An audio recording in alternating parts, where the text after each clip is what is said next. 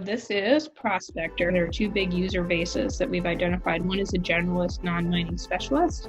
They're going to come in, they're going to check up in like mining industry news, right? So what you see here is all of the news sources integrated and updated. You can jump here to specific mining companies that you are interested in, what's new with Barrick Gold, the news that you can sort over the last, show me the last 24 hours, for example, with Barrick. And you'll see that on the left and you can read those. Or this is where the AI comes in. Anytime you see this little insights button, this is the AI. So this is pulling out from the stuff on the left. It'll do a little summary report for you of all the important things on all those articles on the left, right? So you don't have to actually read them all. You can also, from here, pivot over to mining social media. See what's been going on with Barrick in social. And there are different ways to get to this, like I said, but you can see the actual social media. You can see the top 5 hashtags, top 5 sentiments, top 5 accounts that we follow that are talking about Barrick. Or you can get in and actually read it. And you can also switch over and see all of the 43 101s for the last 3 years that Barrick has published. So that's how, from like a mining industry news dashboard, you'd get to that kind of data.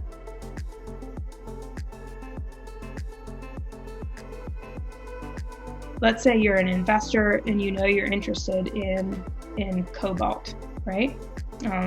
So you're going to click on this little cobalt symbol, and you're going to get a really cool dashboard of all the 43 101 populated data for cobalt. So maybe you don't know exactly where you want to invest, but you look at the countries and you're like, okay, Canada, US, Australia, okay. I know I'm comfortable with the US, so show me all the cobalt projects in the US. When you click on that little pie, it'll pull them all up, right? And from here, what you can do is start to look at the report. You can pull it up and in the screen, see the front page of the 43 101. You can, without having to download it, which is key, so you don't have to download to read any of it, but you can see a little summary, where it's based, the minerals associated with it. You can jump straight to the sections that match your search, which is really important if you put in a more specific search, something with grade or tonnage or technical specification.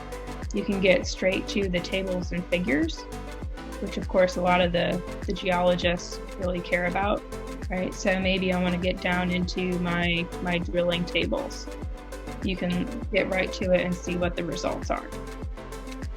This is great for folks with low bandwidth because, again, you're not having to download in order to do it.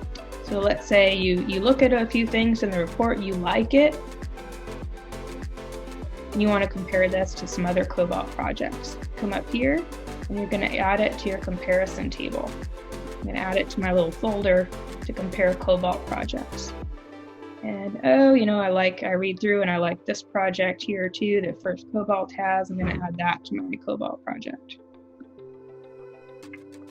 So then, let's see where all my comparisons are. This is where you're put on your investment bank analyst hat, right? Your boss told you we need 3 cobalt projects by next year. You're going to come to your comparisons table, which is really your deal flow. And here you've got a nice simple table that compares all the projects that you liked. So you can see the name of the report it came from, when it was put up, the company that owns it, where it's based, the minerals associated, and the level of the resource estimate. So this is what you take to your boss and is the beginning of it. The boss says, oh, no, I don't like Brazil, take them off, let's stick to the US and Canada. Right? And of course you could have downloaded the full report if you wanted to bring that into your boss, but you don't have to. Maybe you're an investor that has a country preference. The country is on the right and the minerals on the left. So let's go to Mexico.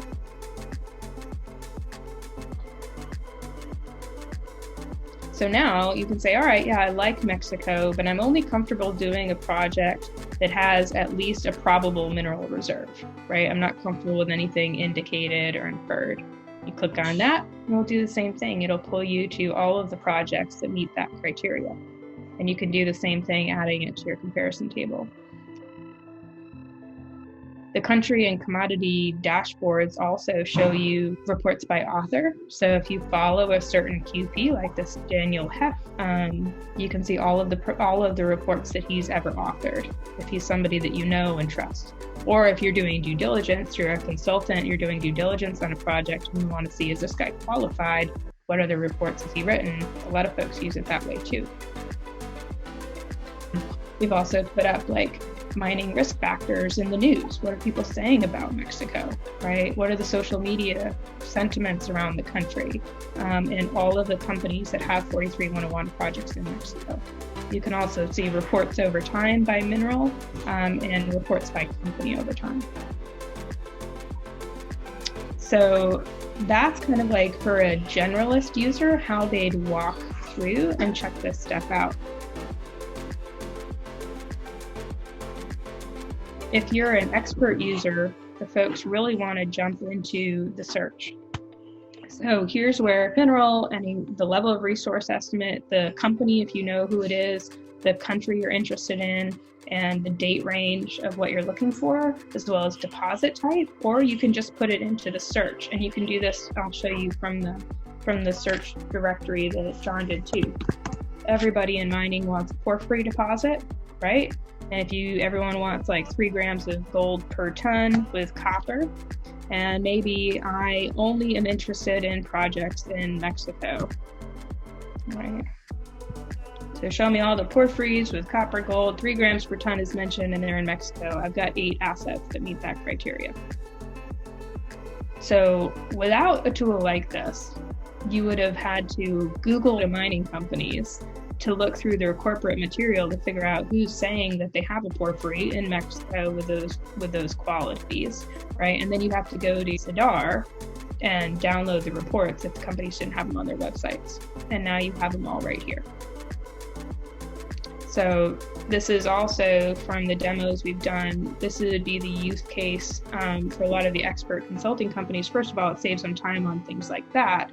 But they would also use this for expert witness testimony preparation, because if there's a problem at a mine or someone over-marketed an asset, they can look for assets and companies that have similar qualifications or said the same thing, or maybe solved a problem with a tailings dam in a similar way to how this company did. That's also what the law firms are really interested in. And then on the mining social media, this is where we've heard folks are really interested in using it proactively.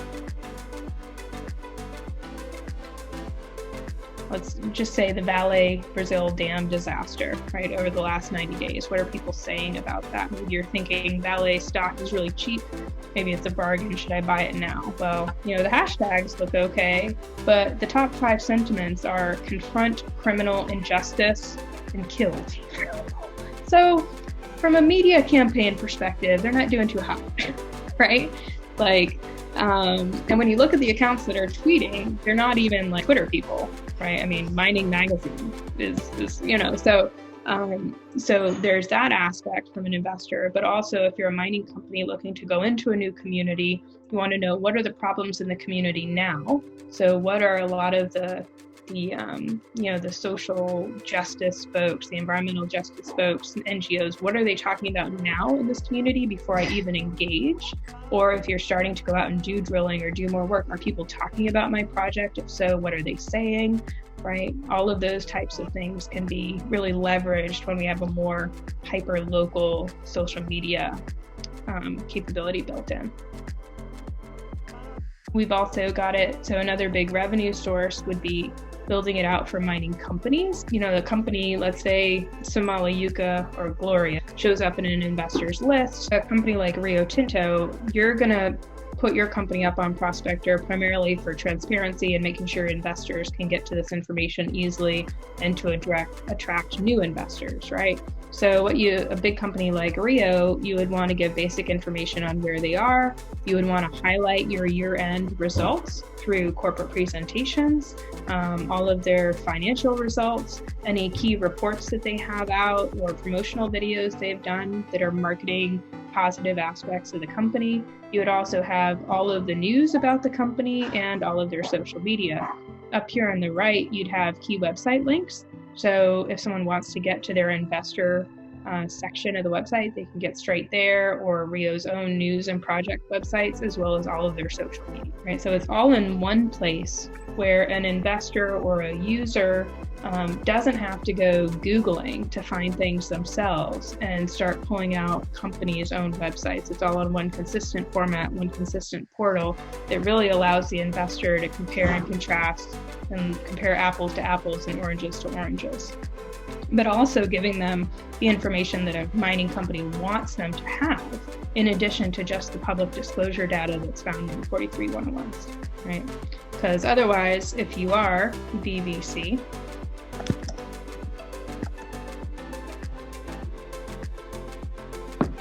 right, all you're going to get is a 43111. So you're not going to see any information about the great work that they're doing with the local community, just going to see the 43101. Similarly, if we go back to the dashboard directory, let's say you come into the new dashboard and this is what you're looking at, and you're going to go to Mexico, and you're looking at all the companies that have 43101s in Mexico, which is a lot, right? So you're not even going to find BBC unless you're looking for it, right? And even once you do, again, you're just going to see 43101 reports, which are great, of course, but may not be enough if you're comparing that company to one that's given you all their promotional material. Like, of course, logic would say they're probably going to go with the company that's put more material in front of the investor. That's why a mining company would pay a marketing fee to Prospector to have their material up on there.